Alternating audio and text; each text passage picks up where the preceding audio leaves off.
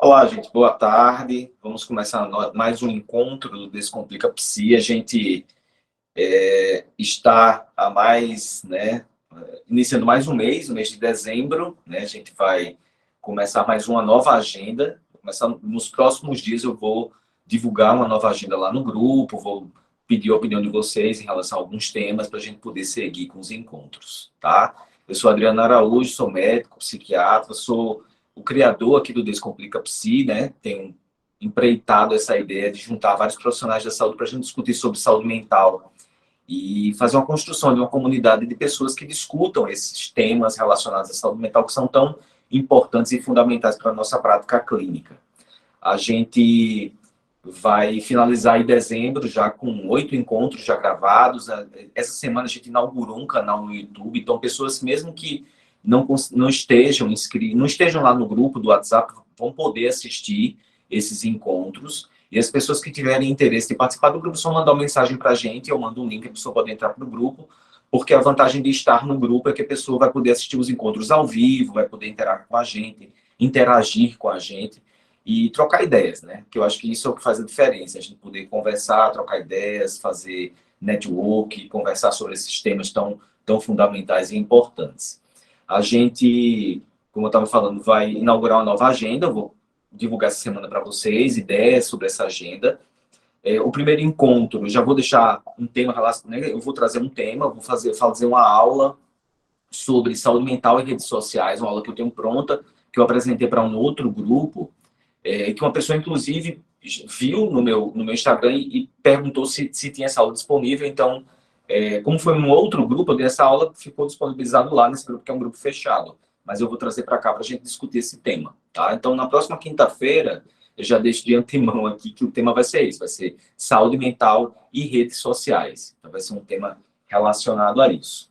Hoje, quem vai nos brindar aqui com uma fala muito especial sobre aspectos do adoecimento psicossomático é a Karen Bulli, que ela vai fazer essa fala, vou deixar que ela se apresente, e aí a gente vai poder ter uma conversa muito interessante aqui. Mais uma conversa, né? Mais um encontro muito interessante para todos nós.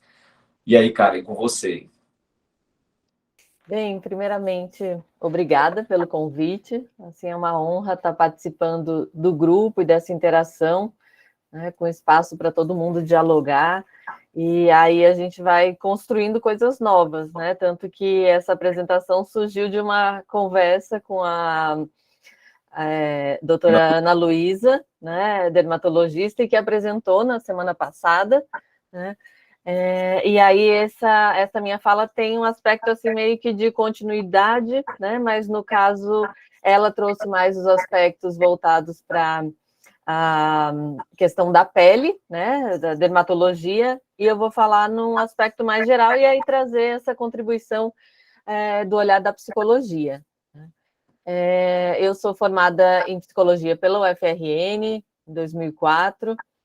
Depois eu fiz um mestrado em psicologia, trabalhando mais aspectos psicanalíticos mesmo, da clínica psicanalítica. E depois eu fui fazer um mestrado em saúde mental na Inglaterra, né? Então, eu junto muito essas duas práticas, porque sempre foi o meu campo de maior interesse, saúde mental e psicanálise.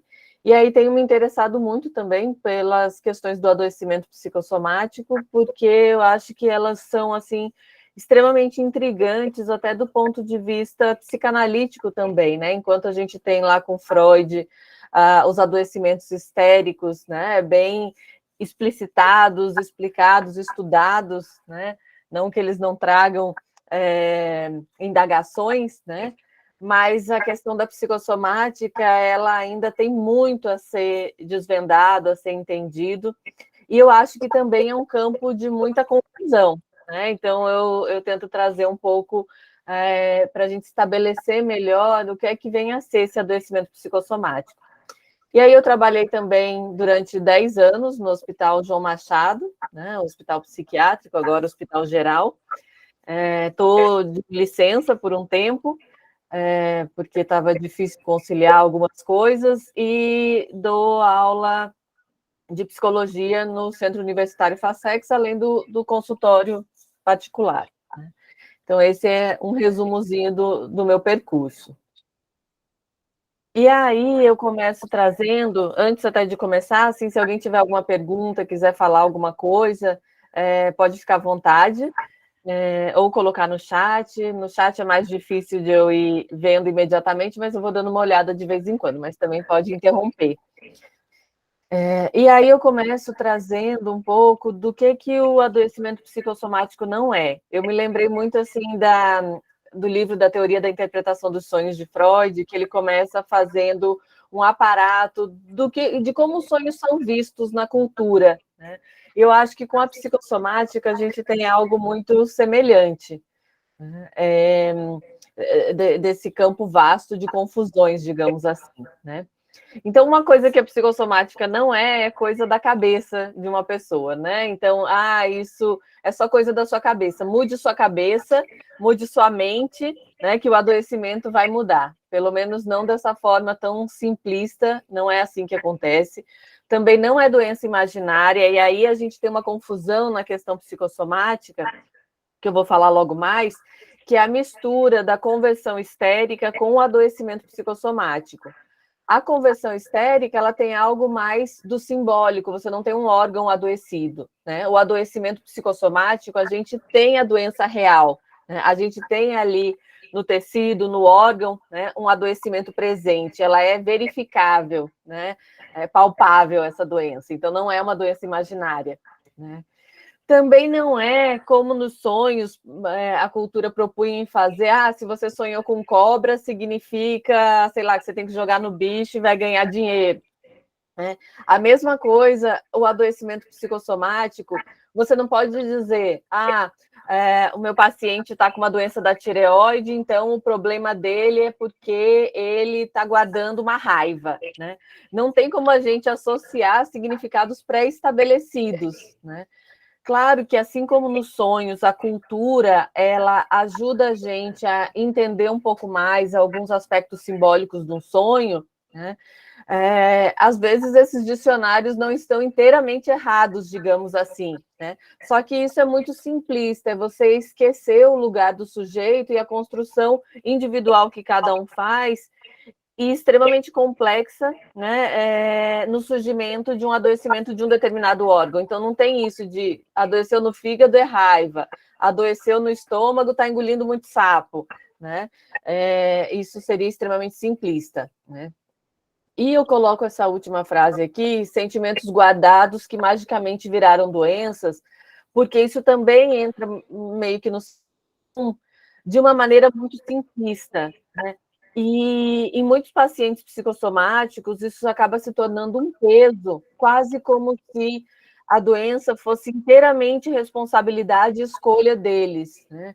Quando a gente pega alguns pacientes oncológicos, por exemplo, isso é um peso muito grande, né? Você dizer que, se eu tivesse soltado aquela raiva naquele dia, eu não teria desenvolvido um câncer, né? Também isso é extremamente simplista, não é assim que a coisa acontece, né? E eu acho que uma das coisas principais em relação ao adoecimento psicossomático é que a simbolização, você dá um sentido para aquilo, ele é extremamente complexo, né? Não é tão fácil quanto na conversão histérica, né, na transformação do sintoma, como eu vou falar aqui a seguir, né? Mas então, o que o adoecimento psicossomático é? Ele é uma forma de olhar essa relação corpo-mente na sua complexidade. Então, é algo, né, que envolve estudos que nem a medicina tem todas as respostas, nem a psicologia. Na verdade, a gente não tem um campo, né, de respostas finalizadas, mas a gente tem caminhos que vão sendo iluminados e a gente vai entendendo um pouco mais sobre essa questão dessa formação complexa da relação psique, né, e corpo orgânico, corpo material. Mas essa separação corpo-mente, ela é extremamente artificial, né? Ela foi construída e sedimentada, especialmente por Descartes, né, na tentativa de separar aquilo que a gente pode aprender pelas ciências mais duras, pela matemática, por um olhar mais objetivo, e aí ele colocou como o corpo físico, né? e a mente como algo que seria mais da filosofia, espiritualidade, por aí vai, né? E aí ele construiu essa separação, tentando valorizar, né, mais aquilo que fosse possível de ser tocado, palpável, experimentado, né, comprovado, né, como esse órgão palpável, né? Mas no final das contas, a gente é o todo, né? O corpo produz a experiência mental tem efeito no corpo. Essa separação ela é totalmente artificial e ela não condiz com a experiência humana. E aí ela é muito usada de maneira didática, para facilitar até o entendimento, os estudos, as pesquisas, mas se a gente leva ela para a experiência real humana e tenta aplicá-la, a gente acaba criando uma separação nesse sujeito que não condiz, né, com a realidade, se perdendo muito em relação à questão da complexidade do psiquismo, da formação, do adoecimento, dos pensamentos, da experiência humana e assim por diante.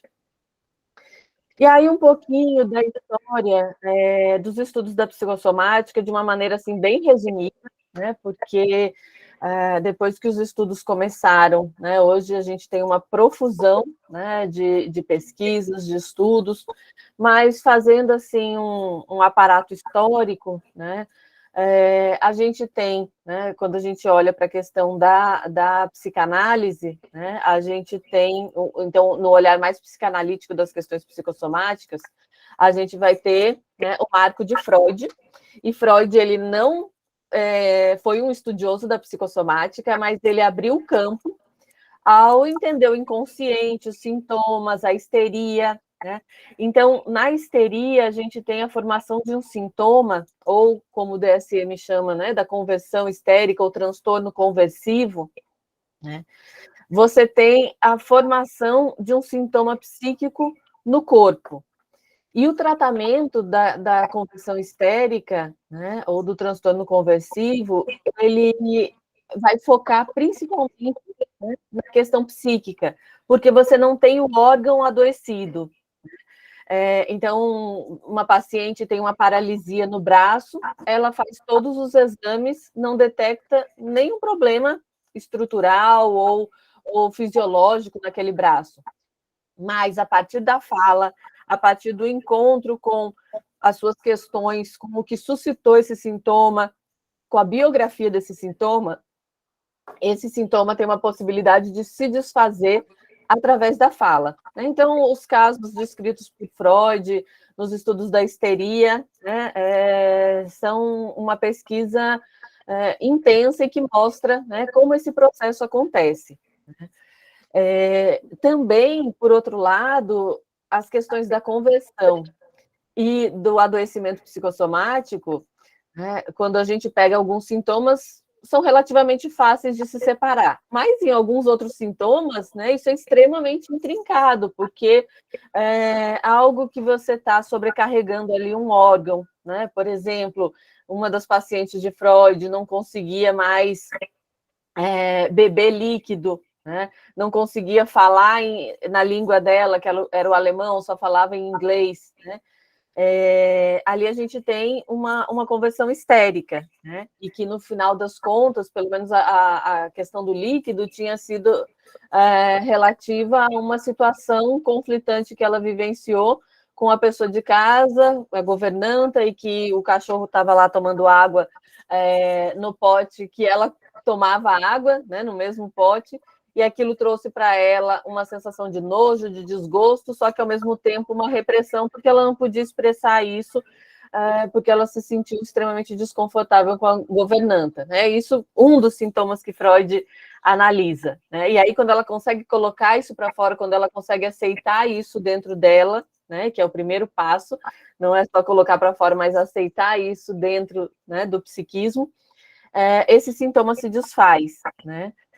Mas a gente pode ter, né, uma sobrecarga, por exemplo, né, de questões ansiogênicas, e aí que a pessoa perde a voz porque está muito ansiosa, vai ter que falar no dia seguinte, e aí para se livrar do compromisso, né, de maneira inconsciente ela acaba ficando sem voz, a gente começa a ver que também não é tão separado assim, né? Isso que atinge o órgão e o que não atinge o órgão. A gente pensando na histeria, aquilo que não atinge o órgão, que é só psíquico, e no fenômeno psicossomático, aquilo que atinge o órgão.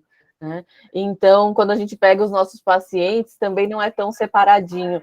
Isso é uma conversão, isso é um fenômeno psicossomático. Mas, em linhas gerais, a conversão histérica, o sintoma histérico, ao ser colocado na fala, ele tem uma resposta de desconstrução do sintoma, né? E aí o sintoma desaparece. Tem um filme que eu até indico no final, que se chama Dirigindo no Escuro. É um filme do Woody Allen, eu adoro os filmes do Woody Allen porque ele é bem próximo à psicanálise, né? Ele é interessado, ele estuda e ele faz análise há muitos anos, e nesse filme, Dirigindo no Escuro, é o exemplo de uma conversão histérica. É um diretor de cinema que tem uma cegueira histérica, uma cegueira conversiva, né? E não consegue ver. Ele vai ao médico, não tem nenhum problema na questão ocular, cerebral, né? E aí o filme vai desencadeando, mostrando qual foi a situação traumática que gerou esse sintoma inconsciente. Então, é um exemplo assim de filme que mostra a conversão histérica e não um fenômeno tipicamente psicossomático. Então, Freud não trabalhou, né, essa questão psicossomática propriamente dita. O mais próximo que ele chegou foi falar da complacência somática, que seria a sensibilidade ou a fragilidade ou questões genéticas mesmo que disponibilizam um órgão a ser mais facilmente afetado pelas questões psíquicas. Freud foi até aí. E aí Grodeck, que era um psicanalista, discípulo de Freud, ele sim se interessou, né, pelas questões da psicossomática e deu esse pontapé inicial nos estudos, né? Então ele é chamado do pai da psicossomática, com esse livro Determinação Psíquica e Tratamento Psicanalítico das Afecções Orgânicas, né? Então ele vai trazer conceitos freudianos de sintoma, de inconsciente, mas vai olhar para essa conjunção, né, das doenças orgânicas com as questões psíquicas.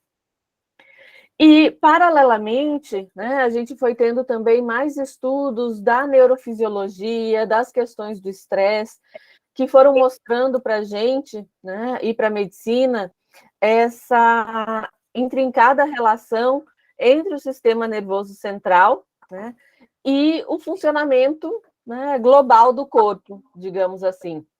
Né? O quanto que uma situação de estresse provoca em cadeia alterações que geram mudanças hormonais, que trazem efeitos, por exemplo, na alteração da pressão sanguínea, na alteração da glicose, da gordura no sangue, na disponibilidade e no funcionamento imunológico, né? Rebaixando ou dando uma super resposta imunológica, né? Isso foi mostrando, né, chegando hoje em dia aos estudos da psiconeuroimunologia, para vocês verem, né, o quanto isso é complexo, né, comprovando, inclusive, materialmente, né, olhando na fisiologia, né, a interação entre esses sistemas, né, o sistema nervoso central, o sistema endócrino, o sistema imune e os aspectos psicológicos e comportamentais. Então, os estudos da psicossomática, eles abrangem as questões psíquicas junto com as questões orgânicas, fisiológicas, né? Você vê o tecido, o órgão sofrendo alterações, né? E aí, né, a gente teve, né, a partir desses desenvolvimentos, aí sim um estudo mais aprofundado da psicossomática, né? Num primeiro momento, especialmente a psicanálise teve uma forte participação, né? No segundo momento, já entraram mais as questões da fisiologia, as questões comportamentais, e hoje a gente tem um olhar multidisciplinar, né? Biopsicossocial, né? O fenômeno psicossomático é um fenômeno extremamente biopsicossocial, né? E aí, as duas grandes escolas, né, que trouxeram conceitos importantes foram a Escola de Chicago e a Escola Psicossomática de Paris. Eles foram tentar estudar muitas coisas dessas que estão realmente no senso comum em relação à questão da psicossomática, e tentar ver, né, se haveria estilos de personalidade relativos a determinada doença. Então, será que a gente pode associar pessoas que têm psoríase, digamos, com uma determinada personalidade, pessoas que desenvolvem alguns tipos de câncer com determinada personalidade? E eles perceberam que não, justamente negando, então, inclusive, um pouco disso que os dicionários de sintomas às vezes tentam fazer, né, de doenças, dizendo que você não pode associar uma doença a um estilo de personalidade definido, que todo mundo com aquela personalidade, com aquele modo de vida, teria aquele adoecimento. Mas eles chegaram a uma conclusão muito, muito próxima, né? Só que a Escola de Chicago construiu um conceito que chamou de alexitimia, e a Escola de Psicossomática de Paris o conceito de pensamento operatório, que no final das contas são muito próximos, e que vão demonstrar alguns traços que favorecem, né, o maior aparecimento de adoecimento psicossomático, mas esses traços podem estar em diversos tipos de personalidade. Então, a alexitimia e o pensamento operatório, né, um da Escola de Chicago e outro da Escola de Paris, vem dizer que o que houve em comum, né, nos pacientes, né, psicossomáticos, e aí isso não quer dizer que a pessoa, isso define inteiramente a personalidade daquela pessoa, mas isso pode ter a ver com momentos específicos da vida, né, em que a dificuldade de nomear, de reconhecer os sentimentos, de traduzir a vivência, e não só o sentimento, né, para não ficar tão simplista também, mas de traduzir a vivência em palavras, em elaboração psíquica, em organização simbólica. Então, em momentos em que isso falha, são momentos de muito favorecimento do aparecimento de adoecimento psicossomático, né? No pensamento operatório, a gente vai falar de pessoas com a atividade fantasmática reduzida. Quer dizer o quê? Sonham, elaboram um pouco, né? E isso pode ser, quanto mais a pessoa tiver isso, né, no seu modo de funcionar, mais vai ser possível, né, e provável de aparecer o adoecimento psicossomático. Mas, de novo, pode ser momentos específicos da vida, em que naquele momento, né, algum entrave foi colocado para aquele sujeito que não permitiu, né, esse olhar com mais elaboração, com significação, né, essa associação da questão do afeto com a elaboração psíquica, né? E isso é muito comum de se acontecer, por exemplo, diante de situações de perdas, né? De novo, não quer dizer que a pessoa tem um adoecimento psicossomático, teve a situação de perda. Mas o que acontece, né? No ser humano, a gente surge no mundo sendo apanhado, né, e mergulhado dentro de uma organização simbólica, né, de sentidos, de significados que vão transformando quem a gente é e organizando, né? E, às vezes, algumas vivências podem encontrar obstáculos em relação a isso. Por exemplo, uma vivência, né, bem difícil e que mostra, às vezes, um buraco, um precipício nessa elaboração, pode ser a experiência de adoção. Quando você não tem a história prévia do sujeito e não ajuda ele a elaborar, a pergunta, por exemplo, por que eu fui abandonado? Por que minha mãe me entregou? Né? Se ali não é ajudado de alguma forma esse sujeito a construir uma história em cima, né, a gente encontra um buraco, um vazio de significação. Situações limites também, por exemplo, né, catástrofes, situações dos refugiados, as guerras, né, que são coisas muito impactantes, que a pessoa não tem, né, organização simbólica para dar sentido àquilo, para significar, e a fonte do trauma acaba sendo maior do que a possibilidade de amparo subjetivo, né? Então, um buraco pode se estabelecer aí também, né? Então, imagina os refugiados, muitas vezes, eles, em 2 horas, eles têm que pegar tudo que eles têm, né, e ir para um outro país, deixar todas as suas coisas. Então, todo esse aparato simbólico que a gente tem, por exemplo, fotos, lembranças, nossas roupas, nossas coisas, as pessoas ao nosso redor, né, isso pode gerar um rompimento, né, extremo, ainda mais uma pessoa que viaje sozinha, né, que fuja sozinha, ou que seja a única sobrevivente, né? Então, são situações assim em que o simbólico, a cultura, acaba falhando, não sendo suficiente. Então, independe da personalidade, algumas vivências podem fazer com que esse sujeito se encontre com esse abismo na significação, né? E aí, então, esse sentido, né, esse olhar, né, e os estudos da psicossomática foram demonstrando para a gente, né, que o olhar, a forma de tratamento, a condução, né, das questões psicossomáticas, ela precisa ser biopsicossocial. Isso significa, né, que vai ser interdisciplinar. A gente não vai ter um profissional único que vai dar conta disso tudo. E aí a gente vê até aqui nas nossas conversas, né? A médica Ana Luísa, né, trazendo as suas dificuldades, né? Porque enquanto dermatologista, né, tem um modo de aprender, e aí precisa ir buscar em outras disciplinas, em outros olhares, para tentar dar uma condução melhor a esses pacientes, né?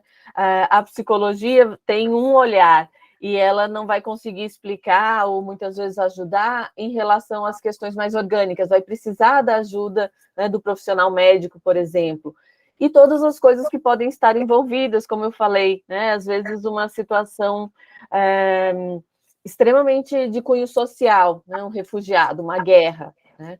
Então, vai precisar também de outros profissionais trabalhando em conjunto, né? Às vezes, nesse caso, assistência social, o médico, o psicólogo, né? E, às vezes, mais do que uma terapia, mas, por exemplo, conseguir uma reunificação familiar pode ter efeitos, né, mais de tratamento, né, para esse adoecimento, né, do que uma psicoterapia. No sentido aí, querendo dizer que é preciso ver que buraco foi esse que se instaurou,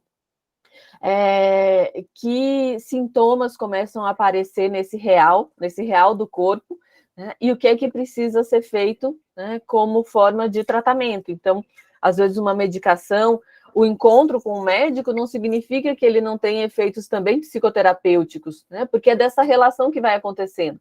Assim como o encontro com o psicólogo vai ter efeitos também no tecido, né? No corpo, né? E aí, outra coisa que a gente também tem, né, num olhar na questão psicossomática, são 2 vertentes. Uma que vai olhar para doenças tipicamente psicossomáticas, né, e nomear esses adoecimentos como adoecimentos psicossomáticos. Então, doenças de pele, doenças autoimunes, câncer, né, vão ser vistos como doenças psicossomáticas. Mas tem uma outra versão, ou outra visão, que eu acho, inclusive, mais atual, é a de que todo adoecimento é psicossomático, né? Se a gente volta para aquela ideia de que corpo e mente não se separam, né? Até numa situação como o Covid, né? Que você tem lá um vírus detectado que entrou em contato com aquele organismo e produziu o adoecimento.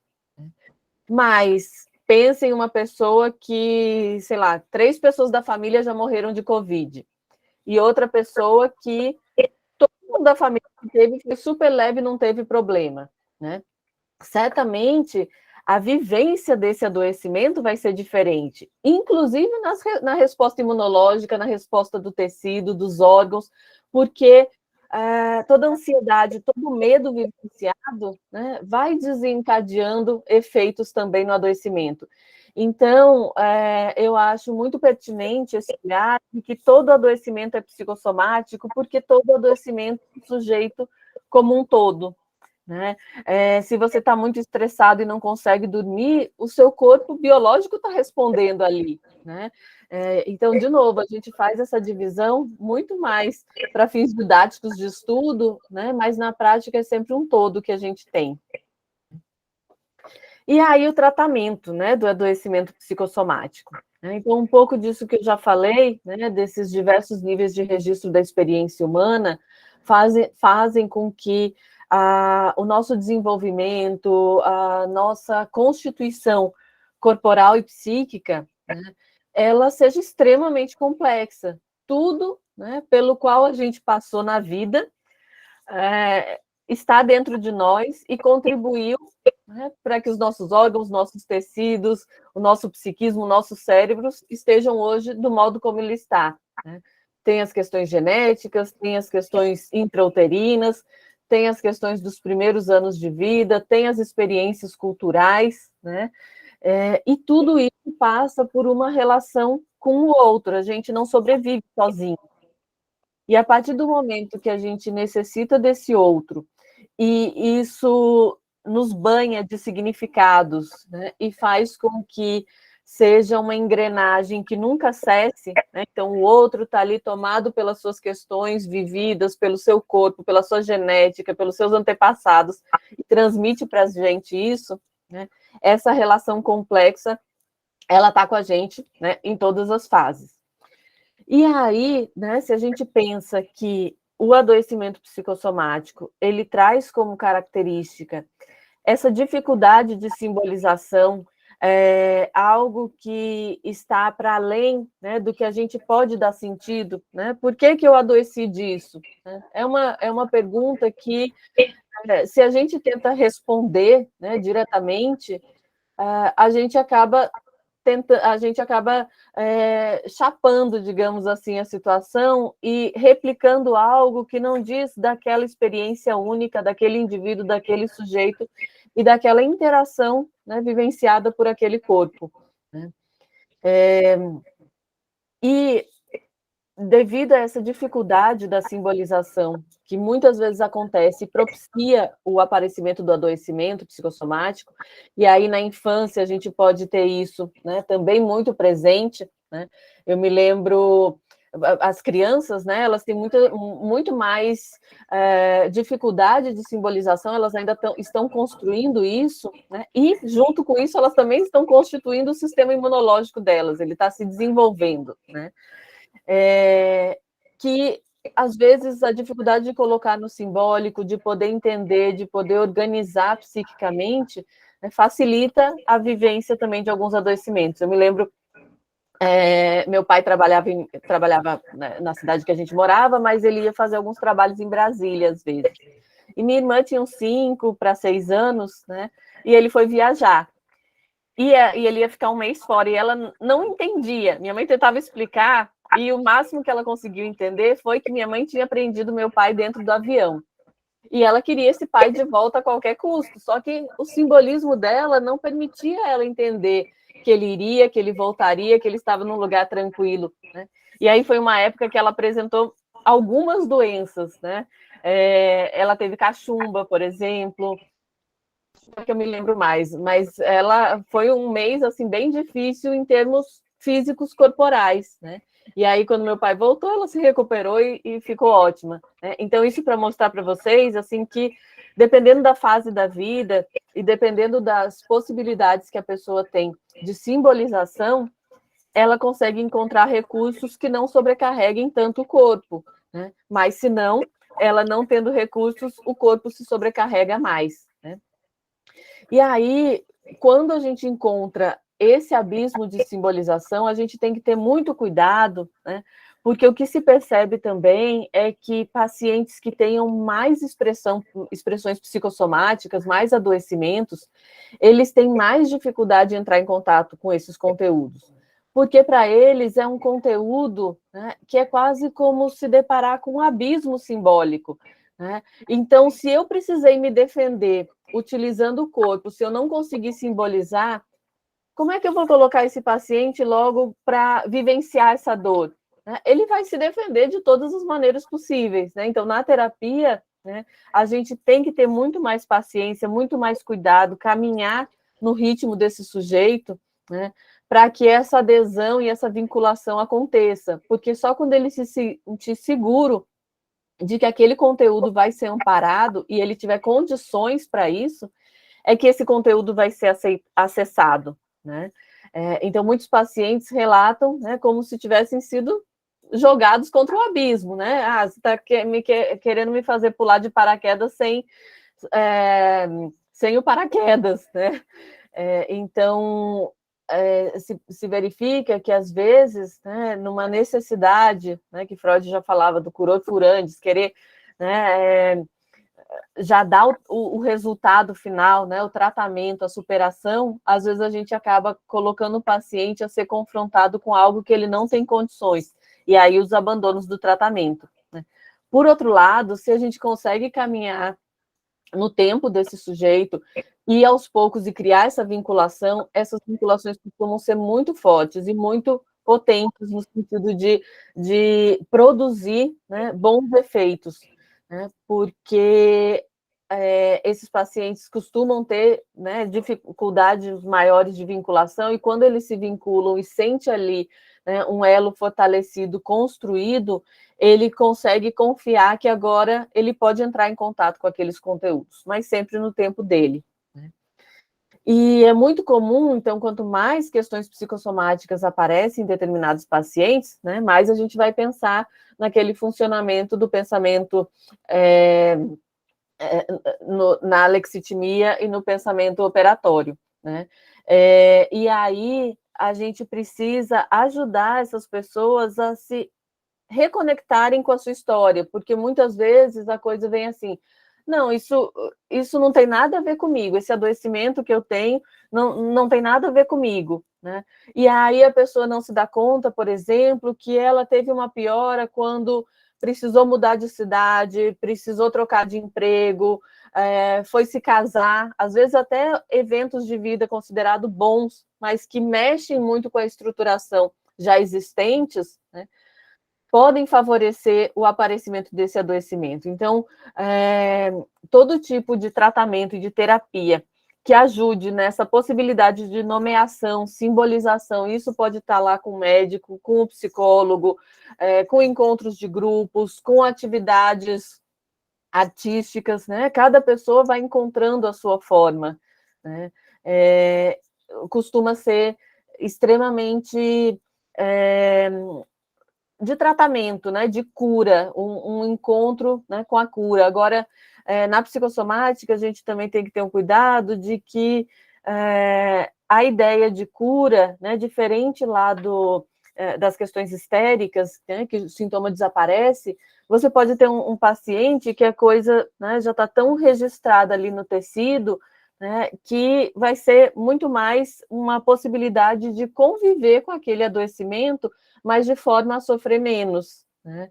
Ou então de reorganizar as suas vivências de modo a que a sua vida não fique paralisada por conta daquele adoecimento, né?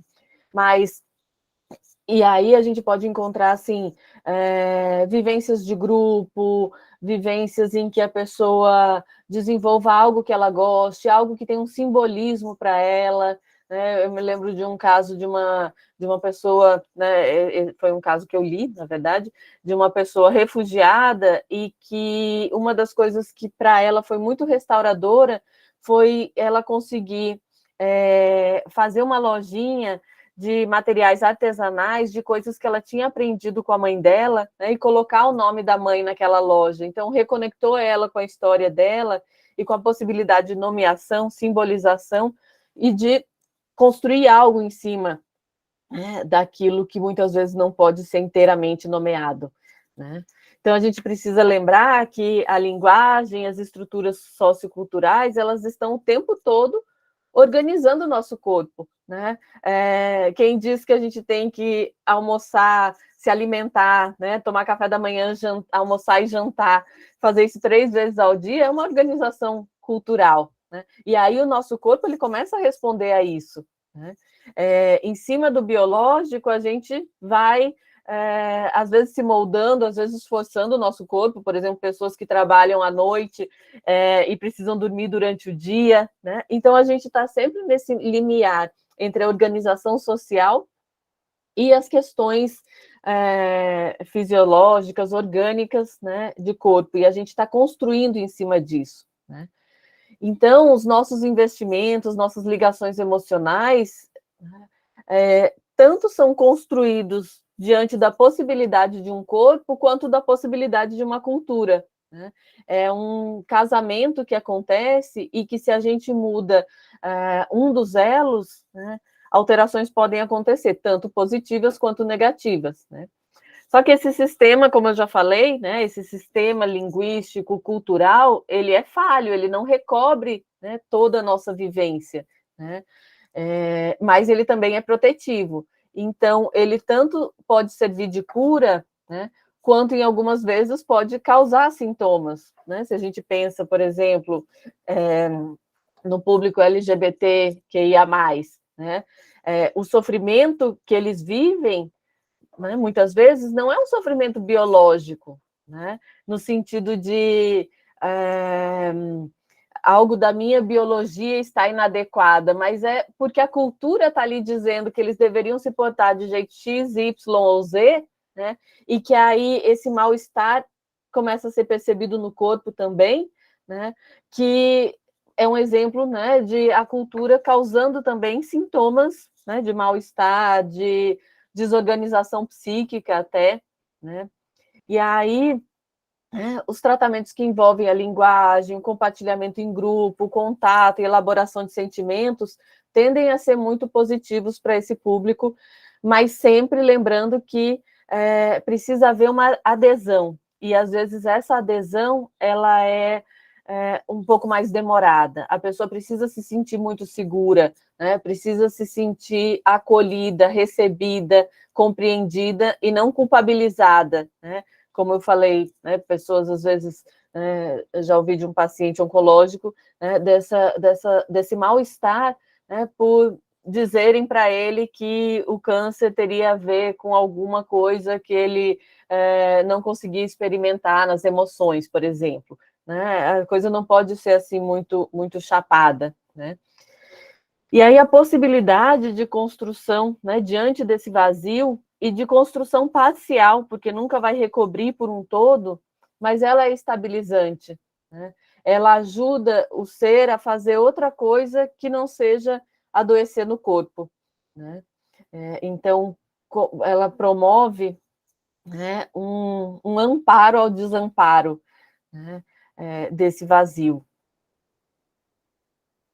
E aí eu trouxe alguns filmes, o Dirigindo no Escuro eu já falei para vocês, porque eu acho muito interessante, assim, e aí eu trouxe filmes que têm esse aspecto bem casuístico mesmo, né? Algo que a gente encontra no dia a dia da clínica representado no filme, né? Então, o Dirigindo no Escuro não é de um fenômeno psicossomático, é para mostrar justamente a diferença de uma conversão histérica ou de um transtorno conversivo, uma cegueira histérica, mas esses três outros, Cake, Uma Razão para Viver, The Doctor, ou Um Golpe do Destino, em português, e Voltar a Viver, que em francês significa Palavras por Dizer, são três filmes bem psicossomáticos. O Cake, ela sofre um acidente, né? Então você vai ver assim, o acidente, só que nesse acidente tem a perda do filho. O acidente nada tem a ver, né, quebrar os ossos, as cicatrizes, com o filho, né, com a morte do filho. Mas esse momento acontecido em conjunto, né, acaba tendo um desencadeamento para Claire, que é a personagem principal, né, de uma vivência de experiência que não se pode separar. As dores que ela sente no corpo, né, são também as dores da perda desse filho, né, e como isso está em conjunto. Um Golpe do Destino, que é o The Doctor, acho que ele vem trazer, e é um filme bem clichê até, acho que a maioria dos médicos e quem estuda psicologia hospitalar já deve ter visto, mas eu acho ele também bem primoroso, né, para mostrar essa questão do cuidado, do adoecimento, dessa questão de um olhar mais amplo, né, que ele é extremamente né, só biologicista, só olha para a doença, para o sintoma, e aí, de repente, ele se descobre com um câncer e como isso impacta na vida dele e tem relação, né, com o seu modo de funcionar e tudo que vai sendo feito a partir desse adoecimento. O filme Voltar a Viver, ele é baseado no livro da Marie Cardinal, e a Marie Cardinal, ela foi analisada por um dos integrantes da Escola de Psicossomática de Paris, acho que é Moussain o nome, foi o analista dela, né? E ela tinha um sangramento que não se cessava, ela ia fazer uma esterectomia, né, porque ela já tinha tentado de tudo e não conseguia parar com esse sangramento, e aí ela encontra um analista, começa a trabalhar suas questões, e na primeira ou na segunda sessão, esse sangramento ele se interrompe, né? Ele cessa. Né? E aí ela consegue trabalhar várias questões, e no caso dela, ela é argelina e morava na França, então também tinha essa coisa dessa ruptura, né? As questões da guerra, de ir para a França, mas também questões da feminilidade, da relação com os pais. E esse filme é assim, o mais psicanalítico que tem, porque é a história da análise dela. Ela tem o livro se chama mesmo Palavras por Dizer, e é muito interessante para ver essa construção. Esse filme tem no YouTube, está numa qualidade ruim, mas eu acho que vale a pena para fins de aprendizado, de entender, de conhecer esse funcionamento. E dos livros eu trouxe essas 4 indicações. Esse livro, Porque as Pessoas Ficam Doentes, do Darian Leader e David Copperfield, eu acho ele fantástico, porque ele é numa perspectiva psicanalítica, mas de um médico. Ele é médico também, então ele traz todos esses estudos, né, da questão do sistema imunológico, da questão do estresse. Ele não fica só nas questões simbólicas, mas ele junta a medicina, né, junto com o olhar psicanalítico, e é extremamente acessível o linguajar dele. Né? Então, se a gente pensa, ele é um psicanalista lacaniano, a gente pensa psicanálise lacaniana, não é muito fácil lá de se ler, mas esses 2 autores conseguiram fazer um trabalho excelente, sério e acessível, né, para leitura, e vão trazendo vários casos, né, mostrando essa condução. O segundo é psicanálise psicossomática, são casos clínicos, né, e aí cada capítulo é um caso clínico também bem interessante em relação a isso. O Psicossomática hoje, do Melo Filho, né, traz esse olhar que não é tão da psicanálise, tem visões psicanalíticas ali, mas é uma visão muito mais multidisciplinar, até de vertentes da psicologia também, né? Então não é só psicanalítica. E esse último, do trauma encarnado à biopatia, eu trago porque ele foi a tese de doutorado de um colega psicólogo, Perisson Dantas do Nascimento, com base nos atendimentos feitos no UOL. Então, eu acho muito legal, porque é a nossa realidade daqui de Natal. No Hospital Onofre Lopes, né, ele atendeu algumas pacientes psicossomáticas e gerou a dissertação da tese dele. Ele é um psicólogo bioenergético, então um psicólogo, né, com uma visão mais, né, da psicologia corporal, mas traz essa realidade do Hospital Onofre Lopes. Então, eu acho, né, bem legal em relação à nossa vivência aqui, né? Um livro falando de uma realidade bem natalense. E aí, é isso. Estou aberta a comentários, perguntas, dúvidas. Esses são meus contatos. Podem ficar super à vontade, né? Se quiserem mais alguma indicação, fazer algum tipo de contato. Depois eu vou mandar no grupo esses slides também, né, para vocês terem. Mas é isso.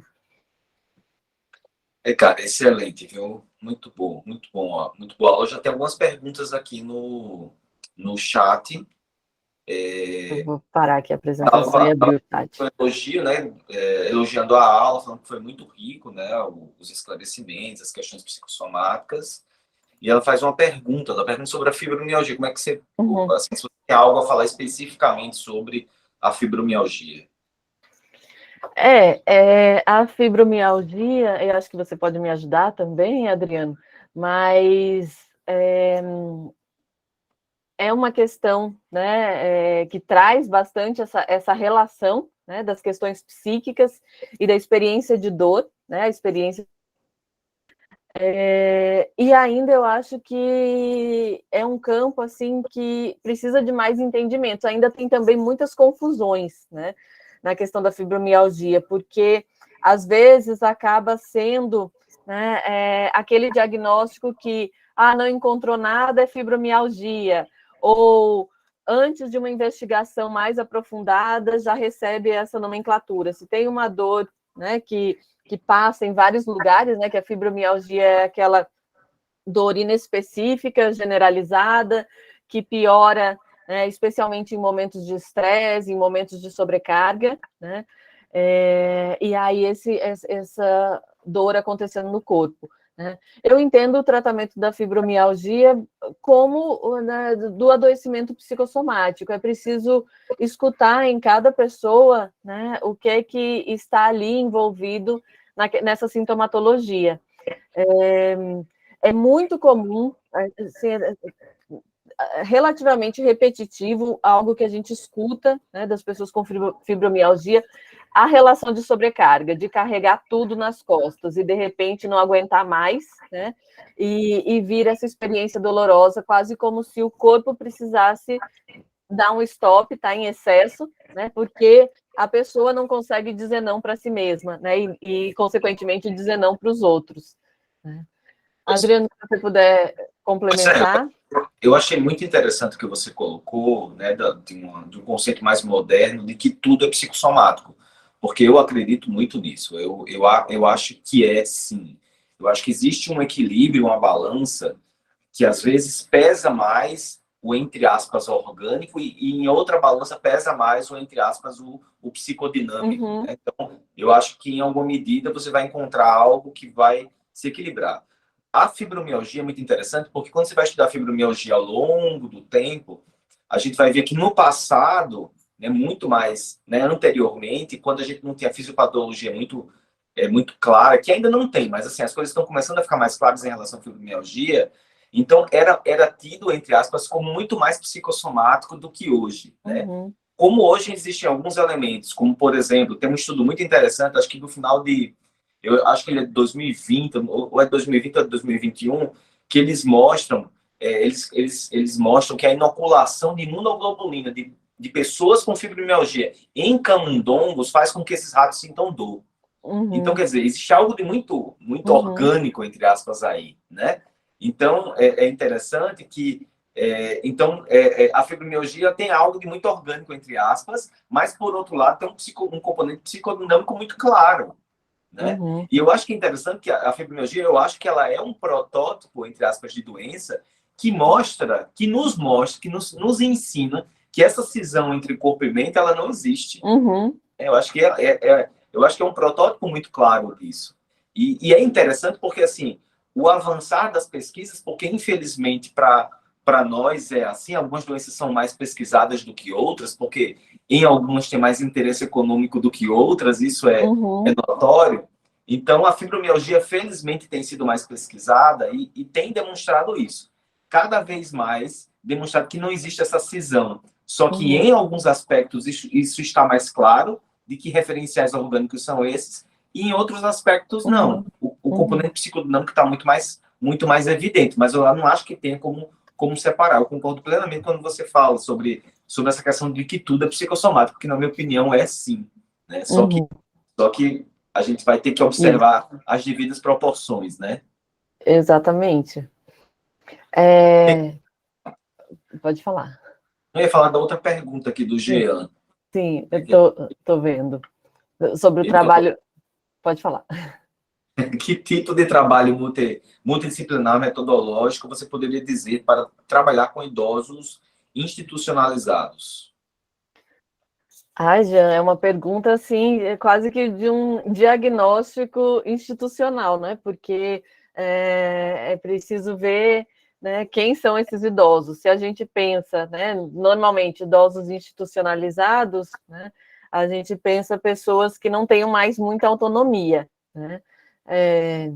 demência, né, mal de Alzheimer, Parkinson, né? E aí você precisa, todo o trabalho multidisciplinar, né, ele precisa partir do diagnóstico a quem ele se destina, né? Então, quais são as necessidades daquele público? Quais são as dificuldades que estão acontecendo, né? De repente, né, num determinado público, você precisa, né, estou generalizando, mas na terceira idade a gente pensa muito a questão da solidão, né? Até acho que Carla Larissa está aqui, eles trouxeram ontem na disciplina um trabalho, né, do SESC lá com idosos, né, que é fantástico, né? E essa necessidade que eles têm de se expressar, de falar, de ser ouvido, né? Então, trabalhos de grupo costumam ser extremamente interessantes. O trabalho, eu acho que ele não pode ficar sendo só a estimulação pela estimulação, por exemplo, estimulação cognitiva, fisioterapia, mas eu acho que ele precisa trazer junto essas questões da convivência, de haver um espaço para cada um se expressar, para falar das suas dificuldades. Então, às vezes você pode construir oficinas em conjunto que ficam assim extremamente interessantes, né? Uma oficina de dança que acaba tendo tanto a participação do psicólogo quanto do fisioterapeuta, ou então um bingo que você está ali trabalhando questões cognitivas, mas também está trabalhando a interação entre eles. Então, eu acho que sempre essa combinação ela acaba sendo muito, muito positiva. E tem que se partir, né, de qual a necessidade que aquele grupo tem, né, e não a gente, da nossa perspectiva, dizer, idosos precisam disso, né, mas escutar. Então, muitas vezes, partir, né, de quais são os interesses, quem são esses idosos, o que eles precisam, quais as dificuldades. Então, no meu olhar psicanalítico, também sempre vai incluir o caso a caso. Você vai oferecer trabalhos multidisciplinares, mas você precisa ter espaço também para ouvir um a um. A Anne Marjorie levantou a mão. Oi, Anne. Pode falar. Primeiro, eu quero dizer que eu estou muito feliz em reencontrar minha mestra maravilhosa, Karen Bullock. E eu te ver aqui. Quando eu vi, eu tenho que participar para matar a saudade dela. Professora, boa tarde também a todos, a todas. Eu queria voltar bem rapidinho para a fibromialgia, porque eu fiquei pensando. Eu nunca conheci um homem com fibromialgia. Tá? Já conheci centenas de mulheres com fibromialgia. É certo que as mulheres, elas são responsáveis por sustentar o mundo em suas costas, né? Quando a gente fala sobre a história das mulheres, a gente percebe que quando uma pessoa da família adoece, quem normalmente cuida? É uma mulher. Quando há uma separação, quem normalmente fica com os filhos? A mulher. Vamos pensar em casos bem simples. Essa sobrecarga está em cima da mulher, e a fibromialgia, eu acho que é um movimento escancarado dos corpos, especialmente os femininos, que eu não tenho noção. Eu nunca vi um homem com fibromialgia. Alguém pode estar aqui e pode dizer, Ana, eu conheço alguém. Não, que vai ter, claro, como a gente entende, né? Eu acho que quem está aqui compreende que é um todo, não tem como fazer a separação, mas é um grito desesperado de socorro do corpo dizendo, eu não suporto mais as cargas que colocaram sobre a minha vida, sobre a minha existência. Dói existir, dói tanto existir, que eu vou até criar um nome agora, vai ser uma doença chamada fibromialgia. Mas a gente for analisar cada paciente, a história, né? E a história da relação das mulheres com toda essa sobrecarga, a gente pode chegar num lugar de dizer assim, a gente tem que fazer algum movimento para que as mulheres olhem para si, porque daqui a pouco vai ter muita fibromialgia aí, que na verdade são gritos desesperados de mulher que não tem mais tem mais o que fazer. A doença, ela se sobrepõe e está ali. Mas é assustador para mim o número de mulheres com fibromialgia. Se algum dos dois aí souber conhecer homens, muitos homens com fibromialgia, eu queria conhecer, até para estudar, mas eu não conheço. É isso, gente.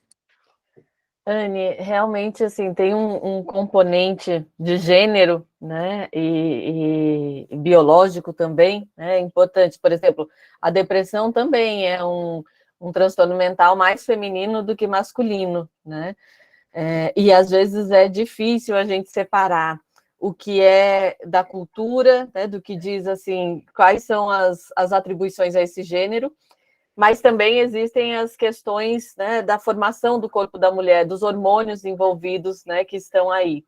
Mas eu acho que certamente a fibromialgia traz essa questão. Às vezes eu lembro de uma paciente específica, assim, de ela ficar assim meio que perdida porque ela não tinha o que fazer com nada dessas sobrecargas, no sentido de ela não tinha para onde correr, né? As sobrecargas estavam colocadas para ela e ela não tinha alternativa, porque ela não podia, ela tinha que terminar a faculdade, por exemplo, ela tinha acabado de se separar, ela tinha que cuidar dos filhos, ela tinha que trabalhar, né?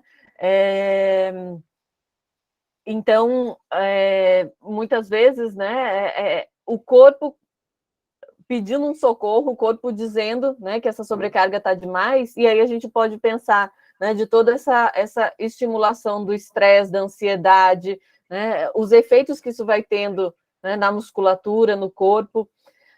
Eu confesso que eu, particularmente, não estou me lembrando de nenhum homem com fibromialgia, mas eu vou deixar para a doutora Adriano responder essa parte, porque o consultório acaba, né, a gente não pode generalizar para a população geral algo que a gente vê mais no consultório, né? Não, de fato, a quantidade de mulheres com fibromialgia é muito maior, assim como você bem lembrou na depressão também.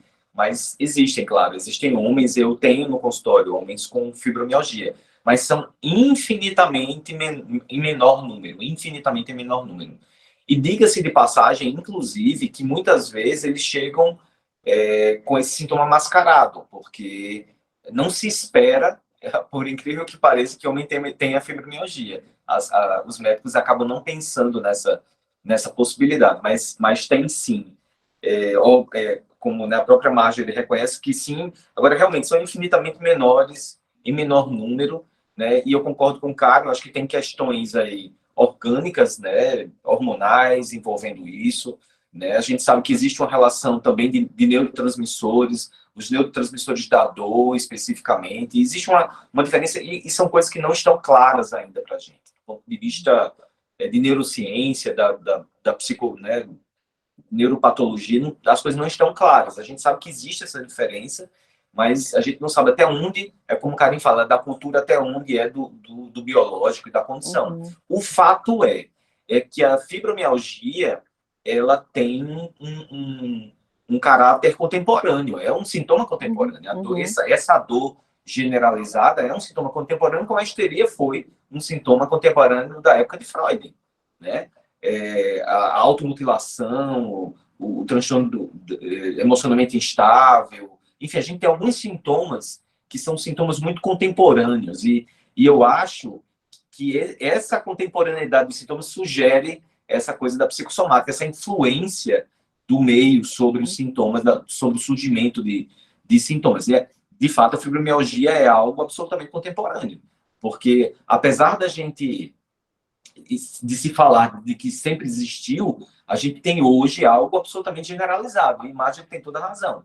Eu acho que essa sobrecarga que as mulheres sofrem, ela de fato, ela tem se aprofundado, né? Acho que a mulher, hoje, ela tem um papel social muito mais amplo, e esse papel social muito mais amplo gera uma sobrecarga muito maior. Eu acho que, porque é como se carregasse uma necessidade maior de cumprir papéis sociais e acumula os papéis sociais anteriores. Então, vai se acumulando isso, né? E gerando todo um sofrimento. Isso é fato. Eu queria indicar, Karen, aí na lista dos seus livros, mais um, que eu me lembrei muito quando você estava falando, um livro que eu li há muito tempo, do Antônio Damasio, que é O Erro de Descartes. Sim, O Erro de Descartes. Eu acho um livro que representa muito tudo isso, né? Uhum. Acho que é uma boa indicação também para quem tá assistindo aqui. Alguém teria mais alguma pergunta, gente? Jean Acho Paiva. Carla tinha perguntado algo em relação à psoríase, depois você fala, Carla. Jean. Carla, se você quiser falar, pode ficar à vontade, depois eu respondo, eu pergunto. Não, vai, Jean, você já está com o microfone? Então, é muito pertinente realmente quando você fala, né, que a psicossomática tem a ver aí com esse contexto também do social, e eu vendo vocês falando também, o Adriano também comentou sobre a depressão, né, do qual no livro de Maria Rita Kell, que é O Tempo e o Cão, ela relata muito bem sobre a questão da depressão, né, que ela diz que a depressão, ela é um mal-estar do social, né, então é muito importante saber que quando a gente lida com uma pessoa, né, a gente lida diretamente com uma história que tem a ver com simbólico, com imaginário, com real, com toda uma conjuntura, né, que atravessa esse sujeito. Mas o que acontece hoje, assim, no meu ponto de vista, dentro dos consultórios, inclusive, nas áreas médicas, né, é que eles vêm de um lugar onde a farmacologia e o sintoma, ele tem que ser retirado, né? Ele não pode, o sujeito não pode ter mais um mal-estar, o sujeito não pode atravessar mais por uma condição de adoecimento, né? Claro que eu não estou querendo romantizar as dores, mas eu quero dizer que a dor, ela precisa ter um espaço, como o Karen falou, de simbolização, né? Para que esse sujeito fale, para que esse sujeito diga, para que esse sujeito tenha a oportunidade, pelo menos, de escuta, né? Que atravessa aí também esse espaço da fibromialgia, né? Das mulheres que sentem dores, de homens também que entram na depressão e não têm coragem de falar, porque vem de uma cultura, né, machista.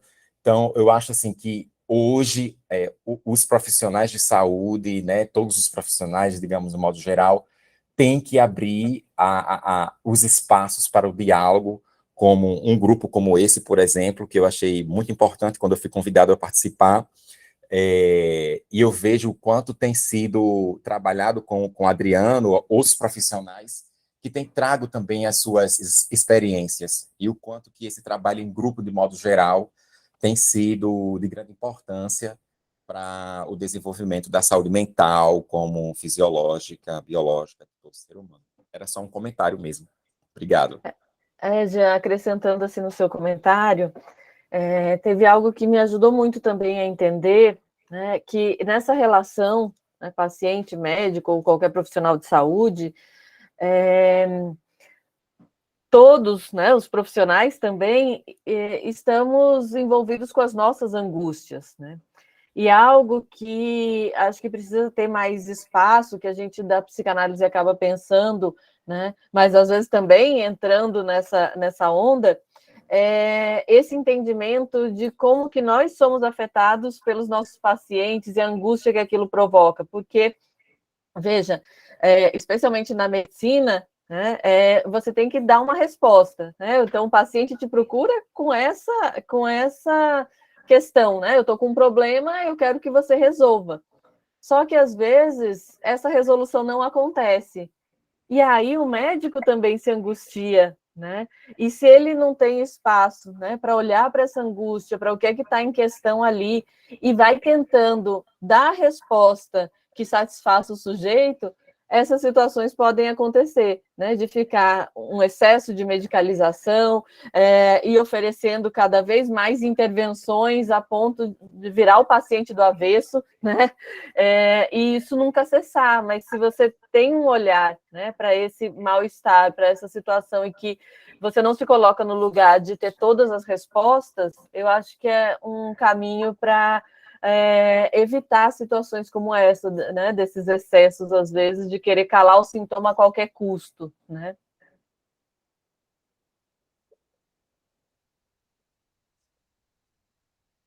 Acho que Carla, né, agora? Sim. Oi, boa tarde, gente. Boa Desculpa, eu não tarde. posso ligar a câmera agora. E como toda mulher, estou fazendo mais de uma coisa ao mesmo tempo. Eu queria saber da relação da psoríase com a questão psicossomática, né? E até que qual é o limiar de uma coisa com outra. Essa pergunta do limiar é a que a gente não tem, né? Mas muitas afecções de pele, né? Primeiro que em relação, né, ao próprio sistema nervoso, né, que é extremamente afetado pelas nossas emoções. Então, se você está com raiva, se você está ansioso, se você está estressado, né, você começa a ter uma ativação do sistema nervoso central, né, especialmente na resposta simpática, né, aceleração cardíaca, aumento de pressão, aumento de liberação de glicose no sangue, por exemplo, né? E junto com isso, né, junto com essa resposta, você tem aumentos inflamatórios, né?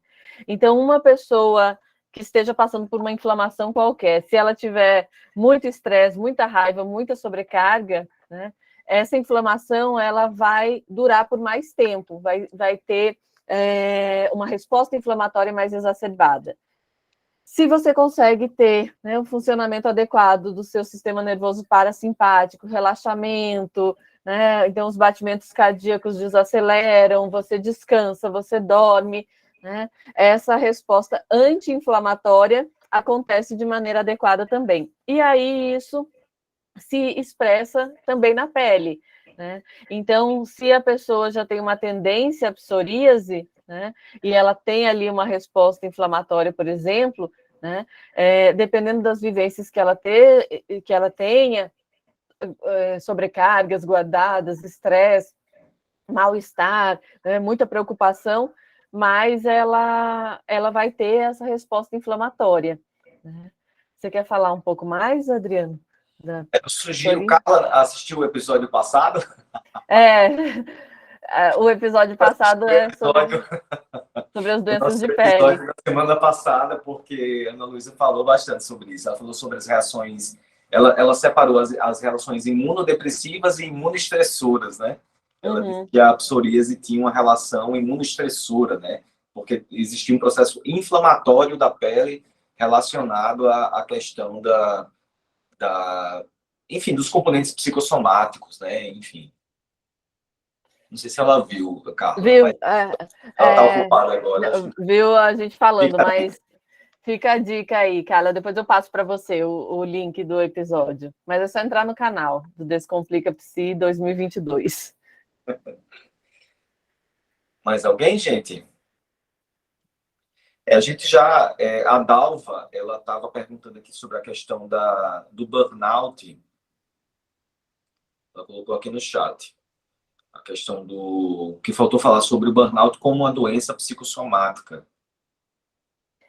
É muito nesse aspecto, né, do que a gente vem trazendo, né? O burnout, para quem não sabe, é caracterizada como uma doença especificamente do trabalho, né? Sendo uma sobrecarga excessiva. Eu gosto muito da imagem do palito de fósforo queimado. A pessoa com burnout parece um palito de fósforo queimado, assim, tá no limite do limite do limite. Então começa a não aguentar mais ir para o trabalho, está super estressado, tem problemas para dormir, e aí os desencadeamentos vai ser de acordo com o corpo de cada um, né? Podendo desenvolver, por exemplo, uma gastrite, dores de cabeça, tensão muscular, né? Tudo isso vai sendo desencadeado por esse burnout, né? Então, o burnout, eu acho que é um exemplo que mostra o psíquico afetando o somático, né? Porque é a sobrecarga desse trabalho, né, incessante, que ultrapassou já todos os limites, afetando o corpo, né? E é o que é explicado pela neurofisiologia do estresse, as respostas, né, da amígdala, né, fazendo com que a gente tenha mais liberação de adrenalina e tudo isso, estão mostrando que as questões, né, do excesso no trabalho começam a afetar o corpo em cadeia, e aí o aparecimento de doenças relativas a essa sobrecarga, né? E aí o trabalho precisa ser tanto olhar para o que foi afetado no órgão, mas também um manejo dessa questão do estresse, né? Então, conseguir se reorganizar, fazer novas escolhas, e que não é fácil, né? Porque você tem lá o trabalho, que é algo essencial, às vezes, do qual a pessoa não pode abrir mão, né? Então, de reencontrar esse equilíbrio, de fazer um reequilíbrio na vida. Acho que mais ou menos isso.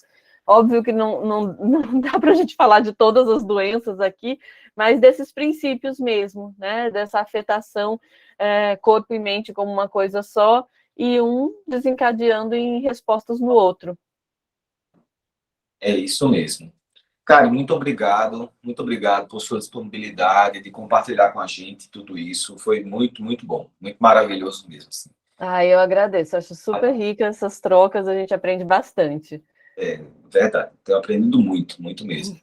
Então, eu queria agradecer a presença de todo mundo, né, dizer que foi um prazer, mais um encontro. Né, a gente segue com nossa jornada, né, semana que vem teremos mais um encontro. Semana que vem, eu que vou fazer, né, eu vou trazer esse tema, né, de saúde mental em redes sociais, trazer algumas evidências científicas sobre isso. Tem coisas bem interessantes para a gente discutir. E aí, se a gente vai seguir, eu vou divulgar nos próximos dias a agenda do mês de dezembro. A gente vai fazer um pequeno recesso aí em dezembro, e depois a gente vai programar aí 2023, né? Tem novidades para todo mundo aí, para a gente seguir em frente com esse processo. Eu acho que é uma jornada interessante, tem sido muito bom isso, tem sido uma jornada muito boa. Poder compartilhar essas informações, trazer pessoas aqui para falar. Se alguém que está aqui no grupo quiser trazer, compartilhar com a gente alguma coisa, entre em contato comigo, a gente conversa, vê o tema legal e uma data legal para você trazer essa discussão para a gente, tá bom? É um canal aberto e democrático, a gente está aqui para discutir, para aprender uns com os outros, tá bom, gente? Então, um grande abraço, um bom resto de dia para vocês e bom jogo do Brasil amanhã, né? Obrigada a todo mundo, tchau, boa tarde.